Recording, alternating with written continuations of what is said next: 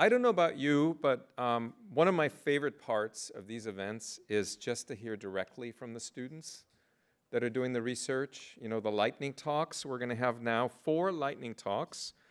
And I'm going to be introducing each of our speakers individually. Each student will speak for about 5 minutes and share about their research, what they're passionate about. And they represent a cross-section of the research in the Air Astro department. And then Professor Mendel will come back, and then we'll get 3 research presentations, which are a little bit longer, so slightly different format, but 7 students are going to speak between now and the next break at 3 p.m. So let's start with Ireland Brown. Ireland Brown is currently a Draper Scholar. She's originally from beautiful Orlando, Florida. She has a bachelor's degree from the University of Florida in 2022. She worked in our engineering systems lab for her master's and worked on space logistics, and specifically the future commercial space stations that were alluded to in the morning, and also the economics of in situ resource utilization. So let's give a warm welcome to Ireland Brown.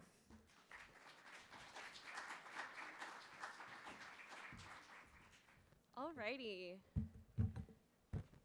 Hello, everyone. Good afternoon.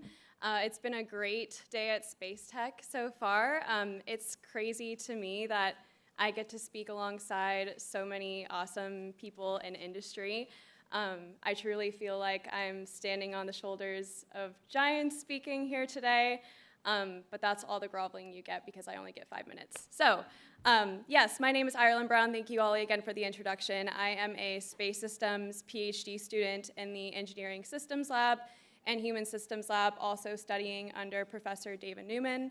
And I'm delighted to kick off the lightning talks today by proposing a new cost estimation technique and its demonstration on lunar oxygen generation, and in doing so, reveal some interesting possibilities about commercial lunar ISRU.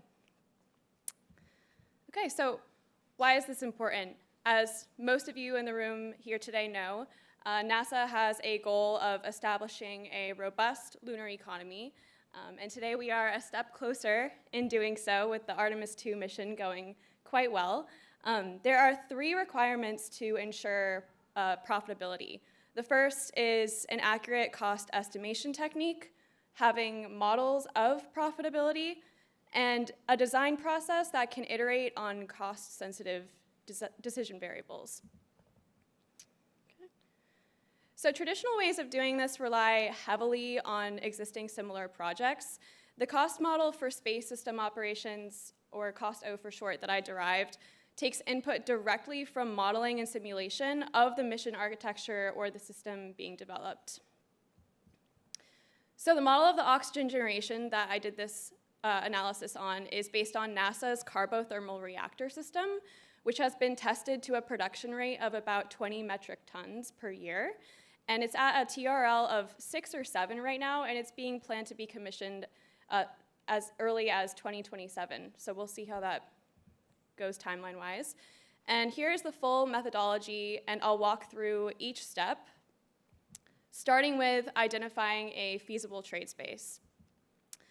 So I modeled the commissioning operations and steady state operations of the system using the SpaceNet application, which is specifically for logistics and supply chain modeling of space systems, where each element in the mission, astronauts, rockets, the oxygen generation system, is modeled as a consumer of resources and a producer of resources and waste. And so SpaceNet deems a scenario feasible if the architecture is designed such that the resources demanded at each location at each time in the mission are supported by the mission events. And so I iterated on the design of that baseline architecture for a set of logistics-based decision variables, one being the initial stockpile of resources at the lunar South Pole, pre-positioning it before crew gets there, having a closed loop versus open loop reactor system, the launch vehicle being used, container specifications, and the reduction agent being used. And so 3 out of 8 of these scenarios were feasible, with the transportation vehicle decision and the reduction agent decisions being the primary feasibility enabling variables. So now from the SpaceNet data, which is the mass per resources that have accrued across the mission, I can compute the operational cost using my cost estimation model. I separate these costs out by transportation and system maintenance costs, and what I define as system maintenance are the resources costs themselves. I further separate each one out by crew transportation and cargo transportation, and similarly for system maintenance, because having crew is a totally different price factor. And so the resulting operational costs reveal that scenario 7 was the most cost-optimal scenario. And what does this mean? So this costs around $960,000 US per kilogram oxygen, which is lower than the current cost of transportation, which is at about $1.2 million US per kilogram. And this is what NASA used in their carbothermal reactor analysis. The largest mission design cost driver was crew transportation, which we know is safety incurred right now, and orbital refueling operations, which we're still waiting on being demonstrated at least at the rate that will be necessary for lunar transportation. And the largest system design cost driver is the closed loop versus open loop, as this drives the amount of resupply missions. So now using the cost data, I can model the break-even and cash flow. And so if the product were to be sold at the current market price, the cost of which is the cost of transportation, this suggests that the system would be profitable immediately. And so we know with this that the price could then be lowered, making it market competitive against transportation. And so the total profit after 10 years would be about $47.2 billion US, which is nearly 2.5 times the initial investment. And we see here that the ROI, assuming that all product would be sold per year, is within a single year of steady state operations. And that dip you're seeing in cash flow represents that in-space assembly period. And so in conclusion, I'd like to argue that lunar ISRU could be a market competitive profitability enabling service. Thank you.